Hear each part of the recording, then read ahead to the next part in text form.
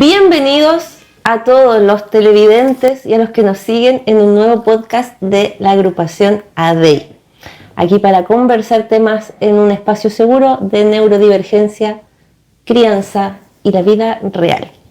Nuevamente aquí con miembros de la agrupación ADEI y acompañados de José Perich. En esta ocasión queremos conversar con él desde una mirada desde el activismo y desde la educación diferencial en su experiencia, un poco más técnico que el capítulo anterior, muy interesante, vaya a verlo. José, bienvenido nuevamente, muchas gracias por estar con nosotros. Bueno, muchas gracias nuevamente por la invitación que me hacen. Un poco lo que dije en el capítulo anterior, es muy bueno que se abran estos espacios de conversación donde la gente como ustedes lleguen a puntos de encuentro ya a nivel tanto familiar o ustedes como madres.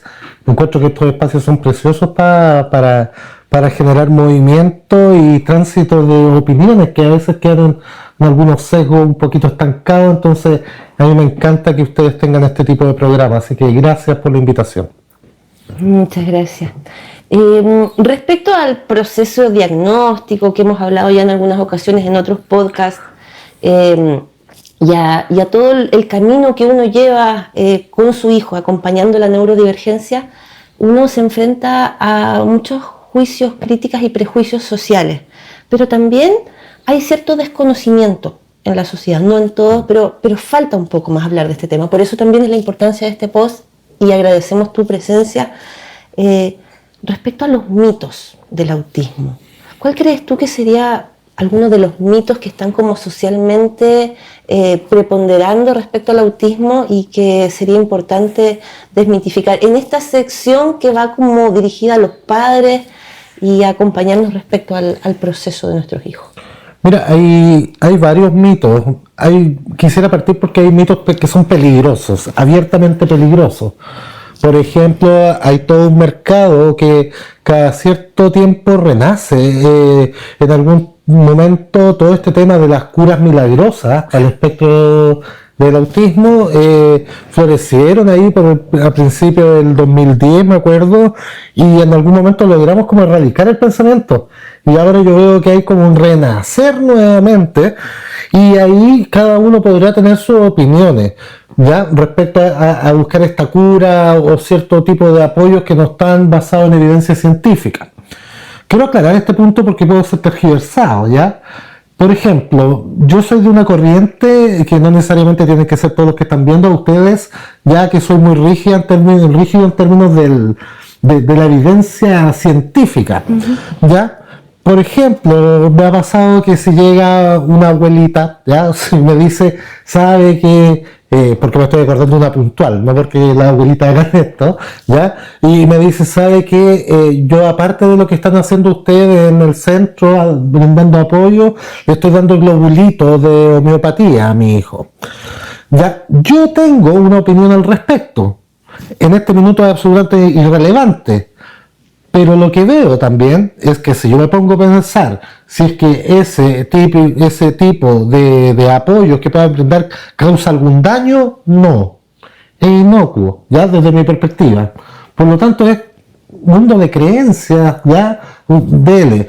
Pero ¿dónde se torna peligroso el tema de esta búsqueda que tienen algunas familias?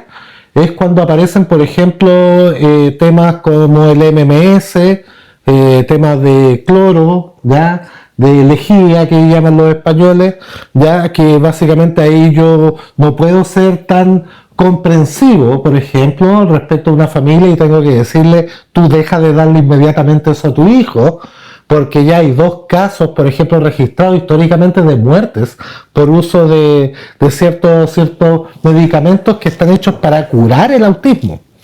Y ya sabemos que aquí hay una condición fuertemente genética, ya hay que no hay evidencia que pueda haber algún elemento que te quite mágicamente el autismo. No se cura. No se cura. No se cura. Y bueno, y si nos vamos mucho más allá, uno podría pensar qué es lo que hay que curar. Pues, Claro. Si finalmente el contexto el que tiene que hacer los ajustes razonables para garantizar la inclusión en diversos espacios. Ese mito yo encuentro que es bastante peligroso. porque ha muerto gente, ¿ya? Han muerto autistas, derechamente.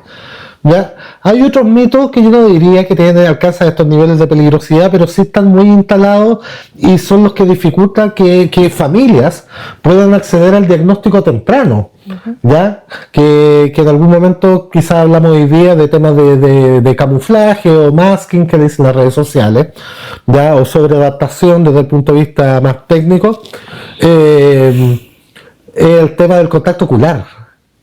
Es como que a mí he tenido que ir a muchas escuelas y a veces estoy, por ejemplo, supervisando algunos procesos de inclusión.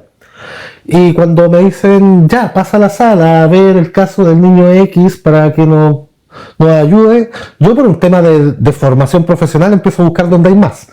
¿Ya? Así como que ya, voy a ver ese, sí, pero tienen que haber más. Entonces empiezo a buscar y a veces lo encuentro.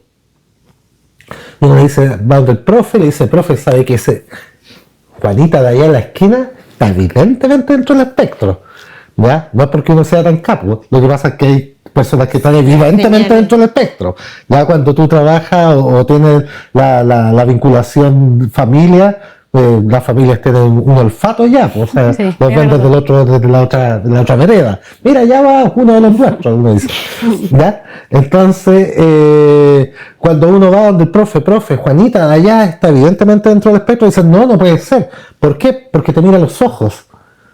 Y hay que entender que esa es una visión muy antigua respecto a pasar el contacto ocular, o sea, pasar a través del contacto ocular si alguien está o no está dentro del espectro. ¿Ya? Ahora, yo tampoco quiero negarlo. ¿Es común que haya un contacto ocular evitativo? Sí, es muy común. Es muy común, o evitativo, o un contacto que es más...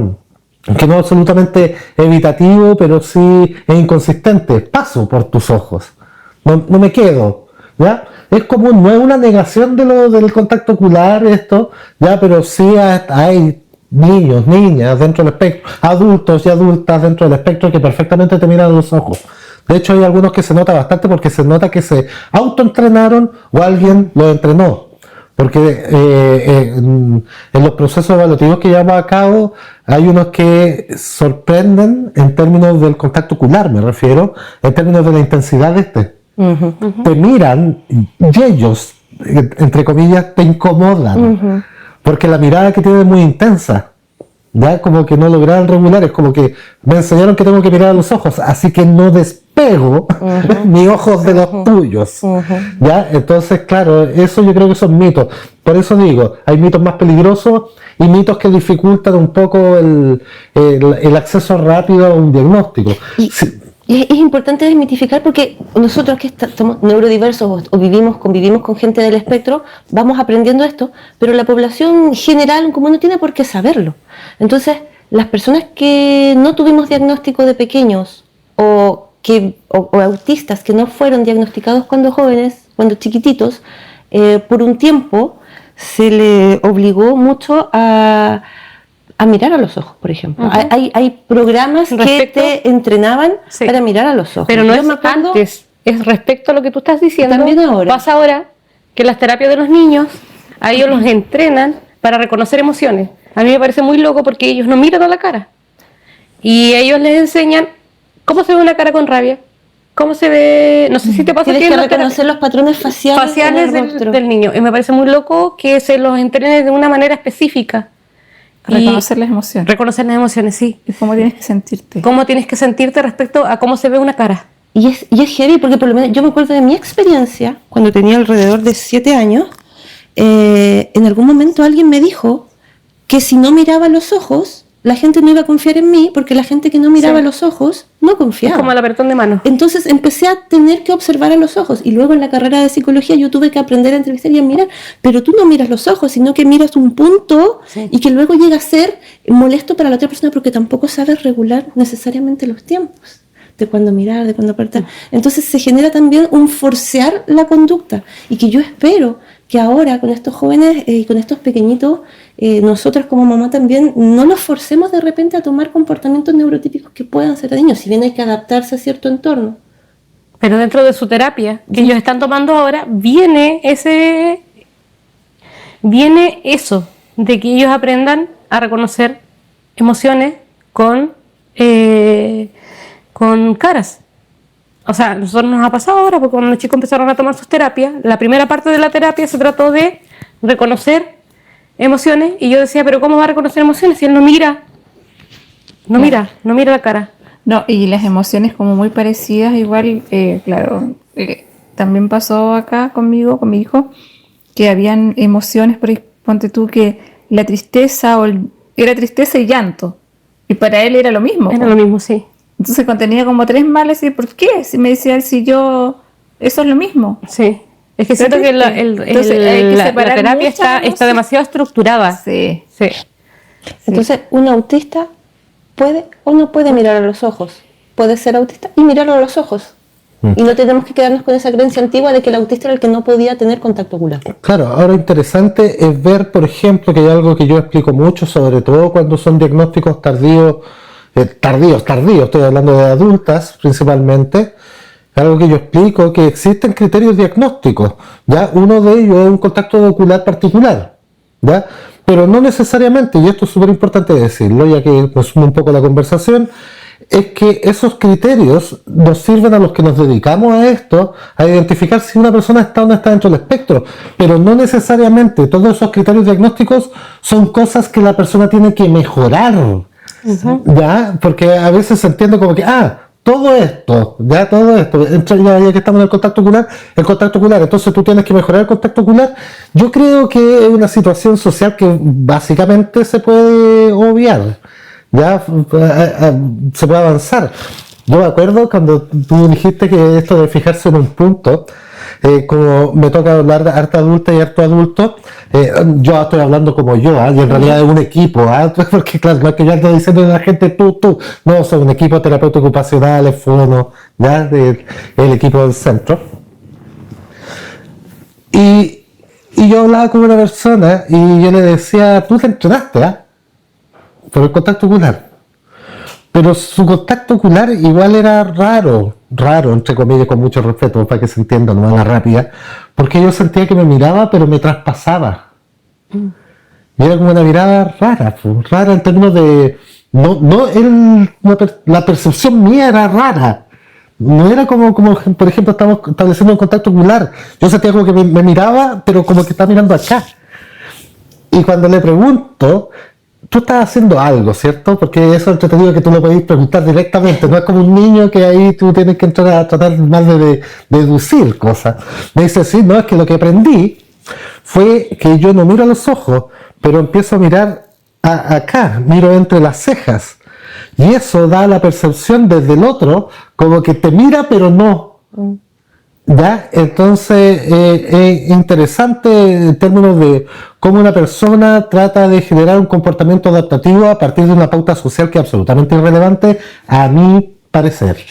Por ejemplo, cuando dicen que es muy importante y le enseñan a todos los autistas cuando lo hacen los terapeutas ocupacionales, que está bien que los entrenen para entrevistas de trabajo, pero yo aspiro a que en algún momento sea algo irrelevante el término del contacto ocular, y que si hay algún entrevistador laboral vea que alguien baja la mirada o que no establece contacto ocular, no es que sea un mentiroso, no es que está mintiendo, es que probablemente sea autista, y ya está, y sigamos con la entrevista. Eso me pasa, y eso me pasa con varias conductas autistas. Por ejemplo, cuando están ahí sumando un poco al tema de las emociones, disculpen, estoy hablando mucho, cuando por ejemplo llegan y me dicen, es que ¿sabe qué? Mi hijo está aleteando mucho, ¿ya? Aletea mucho y la gente lo queda mirando. Yo siempre digo, ojo, no todo lo del autismo hay que trabajarlo. Si al final, en términos del aleteo, sí, usted me entiende de lo que voy, lo que hay que tratar es de que la gente no le dé nada a ver a alguien aleteando por la calle y que diga, es autista.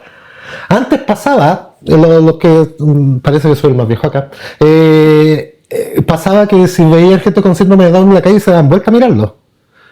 No por un afán incluso de discriminación, de que llamaba la atención. Pero ahora, hoy en día ya no pasa eso, no va a pasar, ¿ya? Entonces, ¿cuál es la aspiración que yo tengo? Así es que algún día llegue, haya alguien aleteando y uno diga, un autista que está aleteando en la calle y se acabó. Y punto, ¿ya? Sin embargo, a veces se aborda así como que son comportamientos adaptativos, que ahí hay un tema, lo adaptativo es un tema para un tratado filosófico lo que hay que hacer, porque a veces aplica y a veces no. Y claro, ¿cuál es mi opinión respecto a eso? Que las cosas se trabajan, todas las cosas se deben trabajar cuando tienen un impacto en tu calidad de vida. Un impacto en tu calidad de vida. Por ejemplo, chicos de nivel 3 de apoyo que tienen muchas dificultades sensoriales, que he visto el caso, entonces sí aletean, pero ¿cuál es el problema? Alguno dirá, pero si estáis diciendo lo contrario al recién. No, es que en este caso lo digo, por ejemplo, si lo inhabilita en algunas situaciones, por ejemplo, para viajar en la locomoción colectiva, en una micro. ¿Por qué? Porque como está así, no se afirma. Entonces ahí hay que trabajar. ¿Por qué? Porque eso va a afectar su autonomía, su independencia, su calidad de vida finalmente. Las cosas se trabajan cuando es necesario, porque tiene un impacto negativo o puede traer un impacto negativo en su autonomía más adelante. Pero por eso, cuando me hablan de contacto ocular, es como, ¿qué tan tratado te puede traer? Más que la sociedad, tienen que entender que hay gente que va a ser evitativa nomás. Sí, es muy cierto. Porque siento, a mí me parece que esa terapia es como un poco perder un poco el tiempo. Porque entre conversaciones con los mismos niños, ellos reconocen cuando un niño va a entrar en una regulación antes, Es verdad. que un adulto. Sí. Sí, a nosotros nos pasa mucho como los chicos se juntan mucho, entre ellos saben cuando uno de ellos va a entrar en una regulación, incluso media hora antes, una hora antes. Y un adulto no es capaz de reconocer eso. Entonces siento que esta terapia de reconocer emociones es, no sé. Es que yo creo que hay distintas formas. Yo no negaría esa terapia. Quizás a alguien le sirve. Lo que pasa es que hay que diversificar las formas en que interpretamos las emociones de un otro. Porque una puede ser las caras. Sí, pero si tengo un escaso contacto ocular, no te miro la cara, quizás van a ser inflexiones de voz.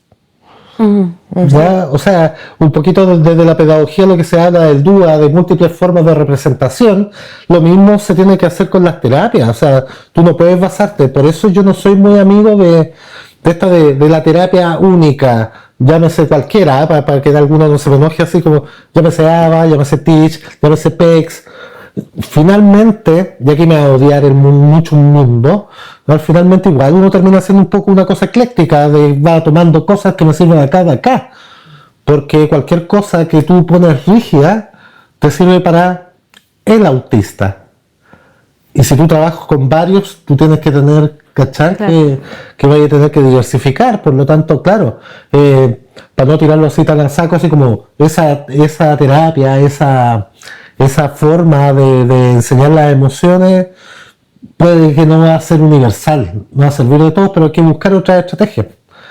Ahora, es difícil eso, ¿eh? Sí, sí. Es complejo. Sí. Claro, te metiste el tema de emociones y es como peludo. Sí, pero es que estamos hablando, o sea, pasamos de las emociones al manejo de la frustración, que son dos temas que se trabajan con niños en temporada de terapia, y son dos temas que son súper difíciles de trabajar, encuentro yo, porque es un tema muy específico para cada niño. Y cuando lo hacen tan específico, o sea, cuando lo hacen tan cuadrado como terapia y se trabaja a todos los niños por igual, es muy difícil que avance porque todos los niños no manejan las emociones ni la frustración igual. Claro, es un poco generalista por ahora. Es generalista, la atención, claro, porque no hay una sola forma de ser autista. Sí. Son tantas las nomenclaturas, que si tiene doble excepcionalidad, que si junta una neurodivergencia con el autismo, y que aunque tengas dos cabros iguales con el mismo diagnóstico, van a ser distintos porque tienen características de personalidad y vivencias distintas. Entonces, la terapia, por lo menos la psicológica, necesariamente debería centrarse en el cuadro independiente personal, sí. en el perfil de cada, lo que decía José hoy día en su ponencia, hay que generar un perfil sensorial, un perfil de cada, y de acuerdo a ese perfil generar los apoyos. Pues no puede ser generalizado porque no somos todos los autistas iguales. Sí. Ahora, ya que tocaste el tema de la tolerancia a la frustración, yo creo que ahí hay un tema de clichés de cosas que se arman, ¿eh? Porque es como cuando Mira, lo que a mí me gusta hacer en términos de trabajo de reconocimiento de emociones tiene que ver con reconocimiento de emociones, esa es la primera parte, identificación emocional.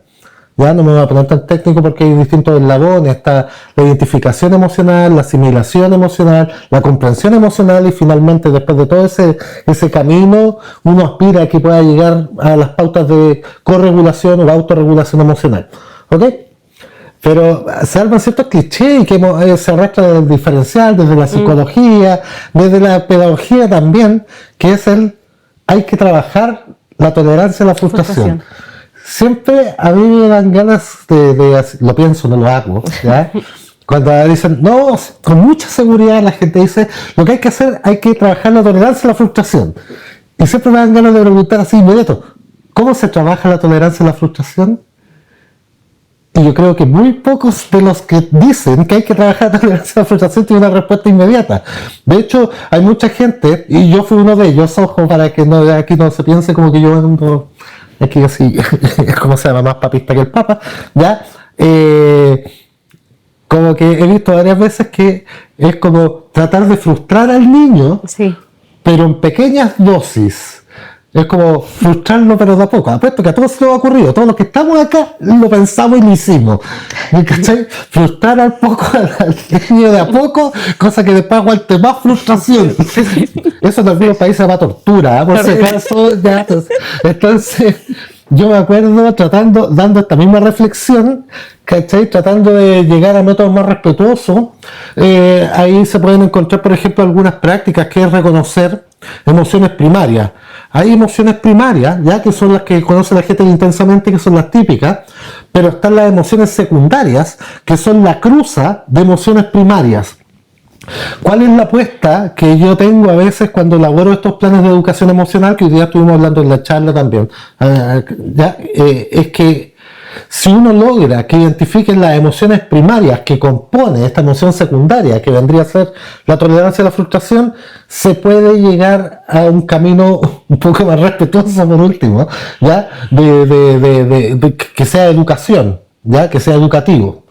No digo que lo otro esté mal, pero sin embargo quizás hay que darse una vuelta más larga y hacer un análisis más profundo de cómo se trabaja la tolerancia a la frustración. Si yo les pregunto a ustedes, ¿encuentran que la tolerancia a la frustración es la cruza de algunas emociones? ¿Ustedes qué me dirían? ¿O de cuáles? Piensen. Cuando estáis... Porque no son los autistas nomás los que... Claro, todos Claro, son la cruza de emociones. Sí, si piensas en las emociones intensamente, enojo, asco, pena, ¿por cuáles está compuesta la frustración? El enojo parte de Sí. Enojo. Aquí no hay una respuesta correcta, así que tal no. Yo no sé. Es como una impotencia también Sí. porque no te resultó. Ya, pero la impotencia es otra emoción secundaria. Compleja. Mira, Claro. por lo general las respuestas que me dan siempre es una mezcla entre enojo, pena Sí. y miedo. Me han dicho las tres. Me han dicho enojo, no me resulta esto. Pena, no me resulta. No puedo hacerlo. Y miedo al fracaso. No quiero fracasar. Entonces, ¿cuál es la apuesta para brindarle aquí a la gente quizá una forma de visualizar esto? Entonces habría que descomponer la frustración, basarla en esas tres emociones y trabajar la identificación y regulación de esas tres emociones.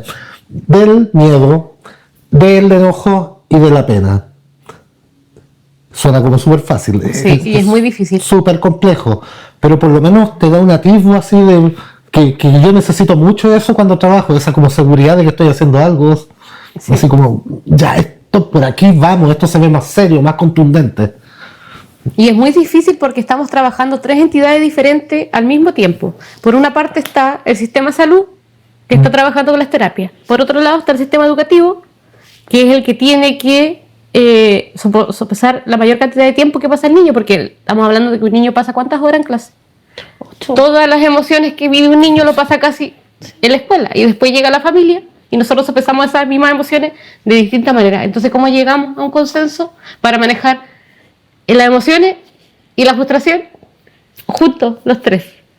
Es imposible.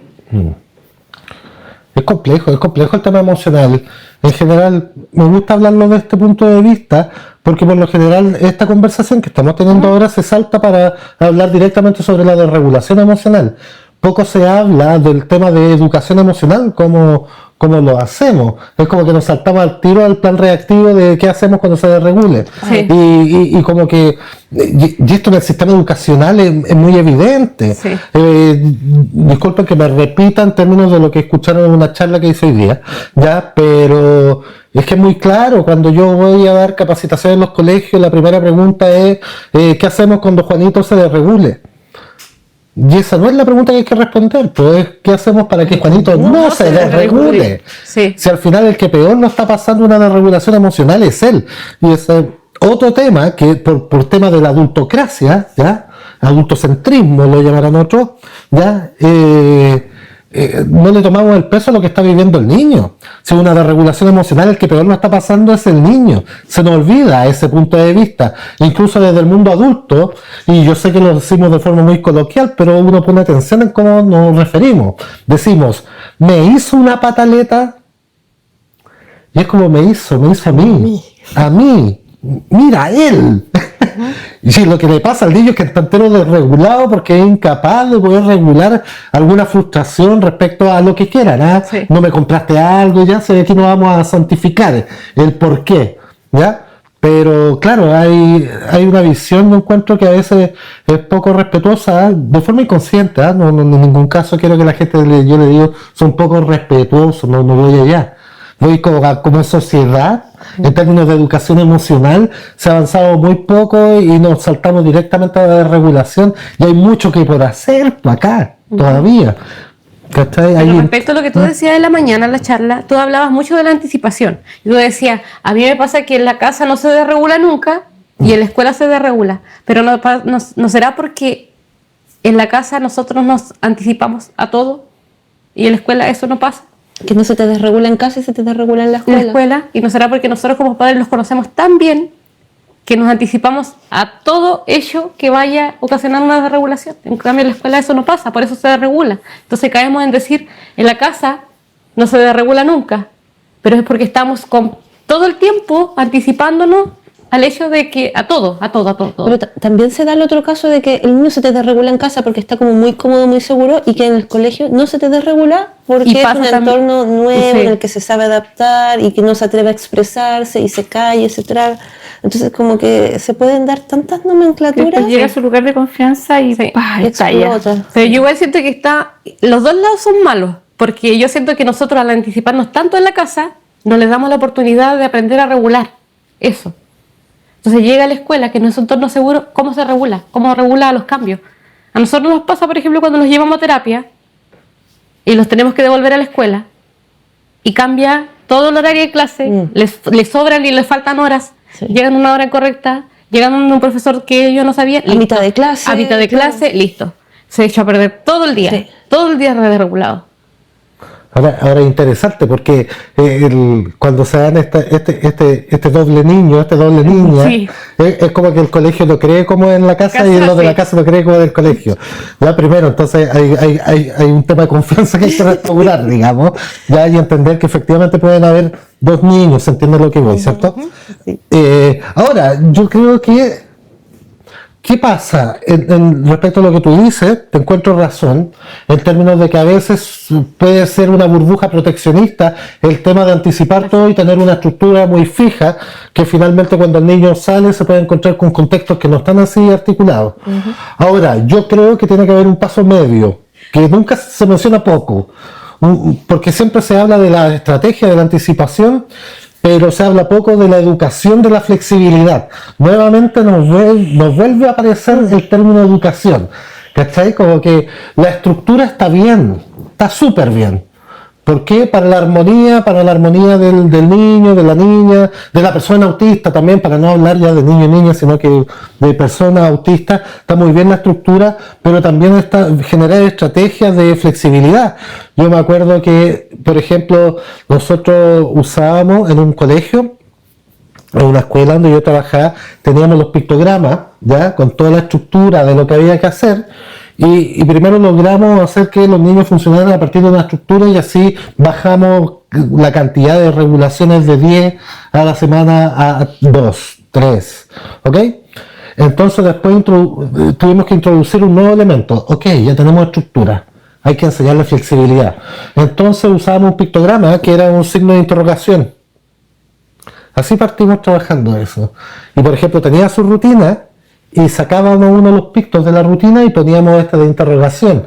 Entonces se anticipaba igual que había algo ahí que iba a pasar, pero que él no sabía lo que era.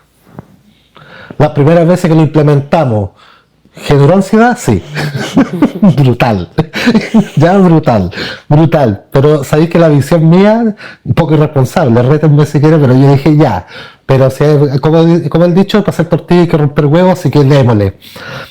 Y pusimos uno de símbolo de interrogación. Entonces, ojo, era sorpresa, pero estaban marcados dentro de una estructura. Pero después llegamos, cuando ya entregó, ya cachó que ahí pasan cosas que yo no sé lo que va a hacer, una actividad, etcétera, pusimos otra. Y con uno de los chiquillos, no con todos, porque aquí algunos lo pueden encontrar un descriterio, no, si fue un descriterio, lo que hicimos fue para probar el punto ya con alguien que habíamos trabajado 1 año y medio, así. Le puse, este es tus pictogramas del día de hoy. Puros signos de interrogación. ¿Cómo reaccionó? Y lo logró, ¿cachai? Quedó desconcertado, pero finalmente hizo hoy día van a pasar solamente cosas que yo no sé lo que van a hacer. ¿Ya? Este tipo de estrategias sirven muy bien. Esta quizás la que le dije concretamente, quizás no le sirva a usted en la casa, ni a usted como en su colegio, ni a usted como terapia, pero estoy hablando de un caso en que hay que trabajar flexibilidad. Te das cuenta que me pasa mucho en el aspecto autista en general, que el análisis se queda un poquito en el así son, ¿ya? Y después nos saltamos a la desregulación. Es como, pero poco hay el camino entre medio de cómo educamos entonces a la persona autista a identificar o manejar mayores tolerancia frente, por ejemplo, a la flexibilidad, como que nos saltamos ese paso. Porque tú tienes razón. Si nosotros estructuramos todo para que no se regule en la casa, no le estamos dando la oportunidad de crecer. Y estoy de acuerdo con tu análisis. Yo lo que añadiría a tu análisis es, ya, hagamos un acompañamiento, una transición. No es como que te anticipo y la otra, no te anticipo, sino que voy generando la herramienta. Recordar que el cerebro es flexible también. Ya ahí los aprendizajes tienen un gran impacto en términos de neuroplasticidad. El autista sí va a seguir siendo autista, eso estamos claros. Ya no le voy a quitar una estrategia, mira, se le quitó. Se le pasó, ¿ya? Pero sí puede generar estrategias para mejorar su calidad de vida. Si yo siempre lo apunto hacia allá. Una persona autista que logra flexibilizar más es una persona que puede también optar a otro tipo de gustos también, otros intereses.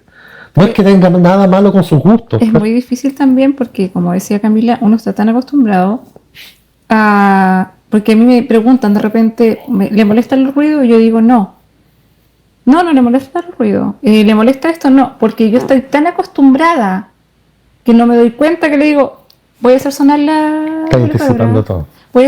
No me doy cuenta que en el momento que yo estoy todo el rato anticipándole todas las cosas, entonces digo, no, a él no le molesta nada, no le molestan los ruidos, no, si él está acostumbrado, pero no es así, porque yo voy adelantándome siempre, pero es un tema de que tú como mamá estás tan acostumbrada, o sí, tu casa está naturalizado. Exactamente, se torna que todos dicen, voy a hacer sonar esto, Lucas, o voy a hacer esto, entonces todo el mundo ya está acostumbrado, entonces... Y después cuando te preguntan a ti, yo me he dado cuenta que mis hijos dicen, no, a él no le molesta nada, siendo que ellos mismos son los que adelantan las cosas para él. Entonces es difícil después trabajar este tema de que sea más tolerante fuera de la casa.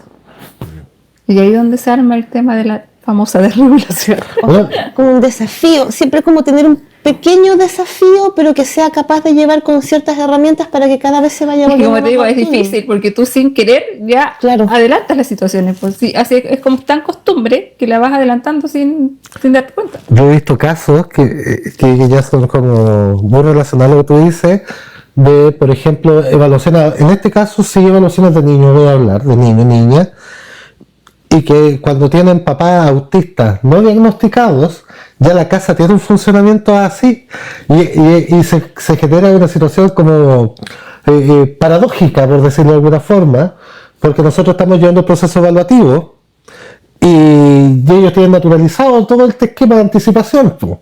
Entonces uno cacha ahí, también uno empieza a ver al papá, a la mamá y cacha, también, po.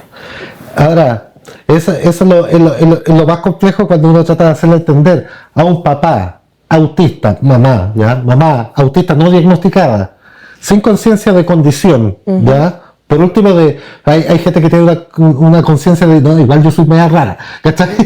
¿Ya? Pero imagínate que no, ningún grado de conciencia, uno les dice, sí, lo que pasa es que tu hijo está dentro del espectro, y te dicen, no puede ser. Porque yo soy igual cuando... Y ahí cuando a ti te dan ganas de decirle, pero es que tú también. ¿Cachai? Y se genera, pero claro, pasa esa situación de que uno naturaliza y esos temas, entonces cuesta como extrapolarlo a otros ambientes. Es que me pasó también cuando me decían que él no hablaba bien. Yo decía, pero ¿por qué si yo le entiendo todo?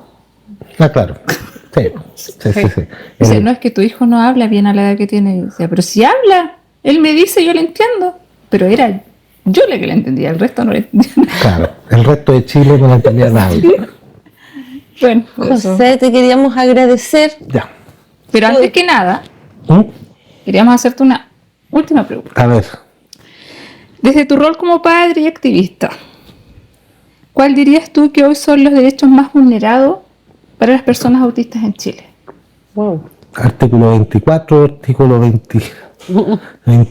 Mira, es que yo tengo una visión muy del enfoque de derecho y eso me lleva al tiro a la Convención de los Derechos de las Personas con Discapacidad. ¿Ya? Y los derechos más vulnerados yo creo que son el acceso así jerarquizar básicamente, es peludo porque mira, el de salud está absolutamente vulnerado por el acceso a diagnóstico, por ejemplo, el acceso a diagnóstico y a apoyos debería estar garantizado y Chile firmó una convención que dice que lo va a hacer, lo firmó en el 2008, ¿ya? No es recién que lo firmó, y el derecho a la educación también está siendo vulnerado, brutalmente vulnerado, por mucho que yo haya hablado en otro programa de los avances y que se ha avanzado en materias, porque sí, eso es innegable, es avanzado. ¿Sigue siendo vulneración? Sí, sigue siendo vulneración. ¿Ya? Me lo pones difícil. Yo creo que esos son los esenciales. El derecho a la autonomía. Es que yo podría repasarte el derecho a la no infantilización, el derecho a tener una identidad, el derecho... Es que todo, es que cómo vamos programando, cómo vamos tratando de encasillar al autista, tratando que se comporte de la forma que tiene que comportarse, van cosas más allá. Yo incluso ya ni siquiera hablaría de vulneración de derechos, incluso hablaría de la falta de respeto frente al ser humano y la diversidad humana en general. Si me pones temas de por qué, por ejemplo, mujeres tienen que enmascarar inconscientemente y después yo las veo cuando llegan a Divergente al centro con 50 años con trastorno ansioso generalizado, depresiones, bipolares, y uno dice, pero amiga, dan ganas de abrazarte, ¿cachai? Dan ganas de abrazarte. Y ojo, también viéndolo también desde el punto de vista de los hombres, porque ahí hay un tema que tratar, ya, para otro programa, que yo he visto que el masking se dan hartos nombres también, ¿eh? Ahí lo desarrollamos en otro programa, ¿ya? Pero, claro, todo parte de la vulneración de derechos, sí, pero a veces yo creo que en el espectro autista, lo veo con mi hijo, lo veo con mis compañeros, compañeras autistas, que ya casi uno los ve como compañeros de clase, finalmente, si nos ponemos desde el punto de vista político, ¿ya? hay una vulneración grandota de lo que es el comportamiento ético. Es como lo que se asume de cómo deben ser las personas. Y eso ya va un poquito más profundo que la vulneración de derechos propiamente tal. Es como el respeto por el humano, ¿cachai? Y claro, cuando yo tengo estos pensamientos hiperreflexivos, a veces, ¿cachai? Me tiran para abajo porque dan rabia, me voy enojando mientras les voy hablando. Pero si bien mi forma de lidiar con esto es tratar de racionalizarlo y decir, hay una vulneración del artículo 24 de la Convención de Derechos de las Personas con Discapacidad, por lo tanto hay que ir al ministerio a exigir esto, es mi forma de racionalizarlo, ¿cachai? Es como la única forma de vía de escape de no pensarlo desde el punto de vista de la que estoy hablando, es de verlo desde el punto de vista como de la miseria humana, que me da rabia, ¿cachai? Me da rabia, y eso. Gracias por la pregunta. Te agradezco. Voy a pasar un par de días con esto dando vueltas en la cabeza. No, está bien. Nos hablabas de tu hijo que está terminando su cuarto medio. Mi hijo está terminando cuarto medio. ¿Qué es lo que tú esperas ahora para tu hijo? ¿Cómo ves el futuro? Si tú me preguntas cómo veo el futuro, no veo un futuro, no lo sé. No es que no vea un futuro, no me malentiendan, no veo un futuro para mí. No tengo idea. No hay certeza. No tengo idea. Así como se fue peleando cada uno de los segmentos, yo y otros más, básicamente tenemos ley de inclusión y decreto porque nosotros tuvimos hijos sin esa situación y después tienen una generación nueva que la de ustedes. Que claro, desde el punto de vista de ustedes entiendo que digan no ni tanto, ¿cachai? Y lo entiendo y lo comparto, pero es como que la generación anterior siempre va dejando ciertos regalitos que ustedes tienen que ir terminando, ¿cachai? Y ahora a mí se me viene todo el tema de tratar de pelear por una educación superior que tenga talleres y que esté pensada incluso para la discapacidad intelectual. Me parece importante que los espacios de universidad, ya que se llaman universidad, empiecen a tratar con la universidad. Y justamente que no sean espacios para carreras de las convencionales, o sea, también que se ocupe de la parte, de la parte ocupacional. Que por ejemplo, si bien entendemos que hay una escuela regular y una escuela especial, ya, si somos respetuosos con las trayectorias educativas, y aquí no solamente con el autismo, somos respetuosos con las trayectorias educativas de las personas con discapacidad, lo lógico es que si todos salen del colegio de cuarto medio, ya, ganamos esa, están saliendo del cuarto medio, no todos. Y también la lógica de las trayectorias del ciclo vital es que la gente de 18 años sale del colegio, o me voy a la universidad o me voy a trabajar.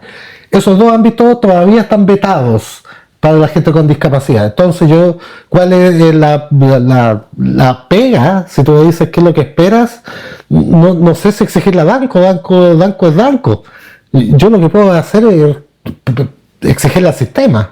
Ya exigirle al sistema que no porque mi hijo sale de cuarto medio se vaya a una escuela especial, a un taller ocupacional, no, que vaya a la universidad, que viva la experiencia, que esté con los universitarios, que los universitarios entiendan que hay un taller allá ocupacional donde vaya a estar en el patio, te vaya a pillar con gente con discapacidad intelectual.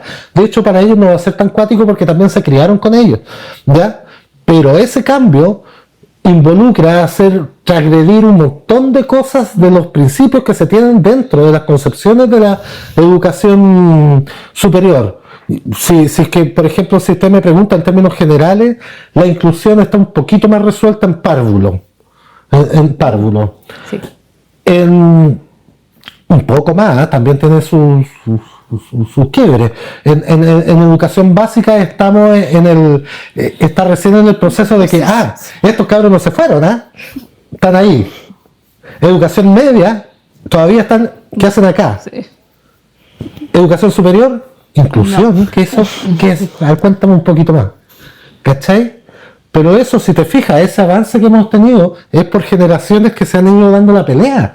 Por eso siempre yo les digo a las familias más jóvenes, ustedes se van a encontrar con un sistema un poco, ojo con lo que estoy diciendo, un poco más amable con sus hijos. Una pizca más amable. Pero traten de dejarlo un poquito más para los que vienen después. Si al final la pelea es por los nuestros, pero es para los que vienen. Y eso, y junté con el mensaje para la familia, lo hice espectacular. Maravilloso. ¿Cerramos? Sí. Pues muchas gracias, José, por haber compartido con nosotros este nuevo podcast, por poder transmitirle a nuestros seguidores y compartir el mensaje con nuestra agrupación ADEI. Presidenta Marcia, ¿algún mensaje para la comunidad? No, muchas gracias a todos los que nos ven. Que tenemos un tremendo invitado acá, así que espero puedan aprovechar estas conversaciones y que les suban el ánimo y que ahí vamos luchando cada día para endulzar un poco más el sistema. Y eso sería. Que tengan Adiós. buenos días. Y nos siguen en el próximo podcast. Sí.